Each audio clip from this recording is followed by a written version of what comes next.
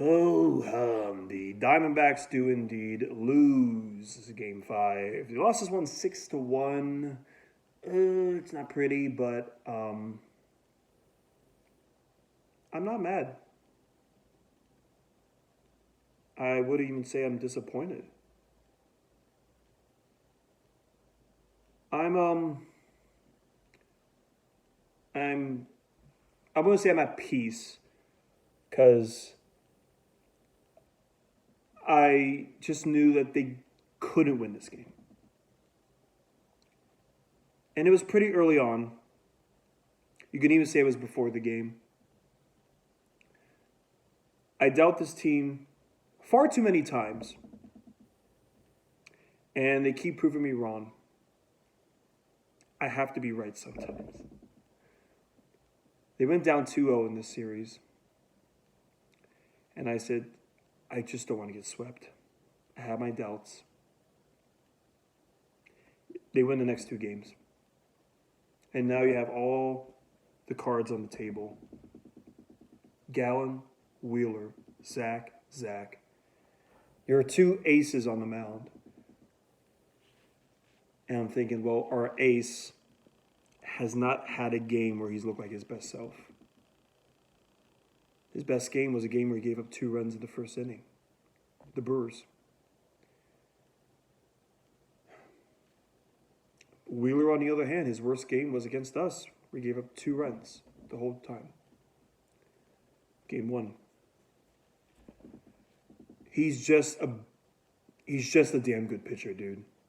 You gotta tip the cap. Zach Wheeler, I've always really liked him. He's probably be my top 5 favorite pitchers. Him, like Christian Javier, Lucas Giolito, until I don't know what the heck happened to him this year, but it's just a really good pitcher showing his best stuff against you. And sure, the offense could have done more, but I don't think there was anything we could have done to stop him. I think my only regret was in the first inning on the offense. Before that, you're down 2-0 early. Gallen just didn't have his best stuff. And it was essential that he needed to. And he didn't. First batter was Schwarber. He hit a weird grounder to third. And, it was deflating at that point. It wasn't totally deflated yet until they went down 2-0. And the second one could have been avoided. I think, they say it was an error on Marte. I say it was more of an error on Gabby, too. I think Gabby could have gotten that. But respect to Harper for checking on Gabby afterwards. I think, I've never totally hated on Harper. But he made a tough play. It was going to be a tough play regardless. And Gabby's gotten hurt at least one game in every series so far. So, yeah. You're down 2-0 early, and I said, that's enough of a cushion for Wheeler. He can kind of cruise his way through this game. And, well, he had 2 guys on 2 outs. And it really should have been 2-1 after the first inning. Corbin gets on base through a walk. And he absolutely should have stolen second. People have been begging it. He didn't. Marte hits a grounder to second. Carroll does reach second, but had he been on second already, he would have been on third base. Marino then hits a single that would have brought in Corbin. Instead, he goes to third. Walker, who's been MIA, Marino Walker hoodie, he just has not had a good series at all against Philly, the whole year. I'm not looking at this as him being cold. It's just Philly. He just struggles against them, his hometown.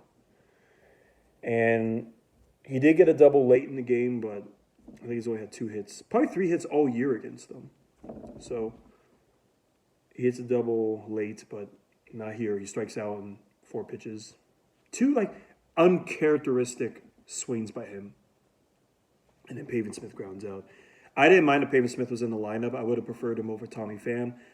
And this is not hindsight 2020. I would have switched him and Alec. I know that bomb lineup would have looked really bad with Pavin, Longo, Perdomo. You got to get that bolt with Thomas. And heck, He may have scored more runs, but I don't think it would have made a major difference. So you don't get any runs in that first inning, and it was pretty much wheeling and dealing through the rest of the game for Zach Wheeler. Gallen, he didn't look pretty, but he was kind of getting the job done. Had a couple of decent innings where he gave up no runs, but one inning got away. I want to say it was the sixth. Schwarber hit a bomb to right field of it over the pool, and Harper hit one almost as far. And then you were down 4-0. And Wheeler just was not going to give up 4 runs. He wasn't. He's different. There's certain pitchers who are, like, they're good in the regular season. Wheeler's great.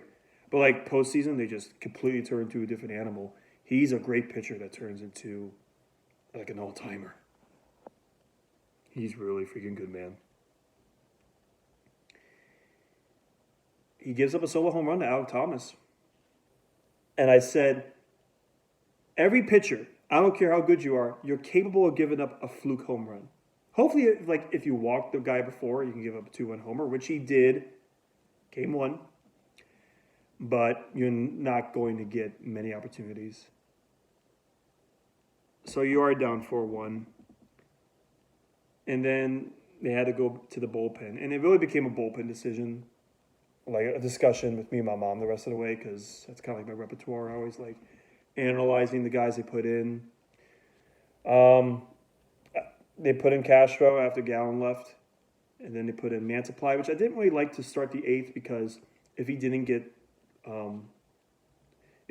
Harper out, then you're facing 3 righties in a row, and like Harper gets a single first pitch. Mantiply does get 2 outs, and I would have put in Frias to start the inning because he just doesn't give up home runs. Like, I will say he's reckless, but he's not really like a guy that gives up hits. He's more like a guy that walks a lot of dudes. He's either going to get you to pop out or walk you. And he gave up a home run. That was like his 3rd one all year to who hit that? JT Realmuto. Who you knew eventually he was going to have that big hit against Arizona. But that was enough. You were down 6-1. You see the score. Nothing much was said. Although I do laugh because I said this. In their bullpen, it was spent. There was 2 guys who I would have gone to. It was Hoffman and Strom. And like that's the only 2 guys I would go to after they take out Wheeler. And I'm like, I applaud them. They went to Hoffman. He gave up 1 hit, but he got the job done. And then they started a 9th inning, even though it was 6-1. The game was basically over, but it was a fun conversation.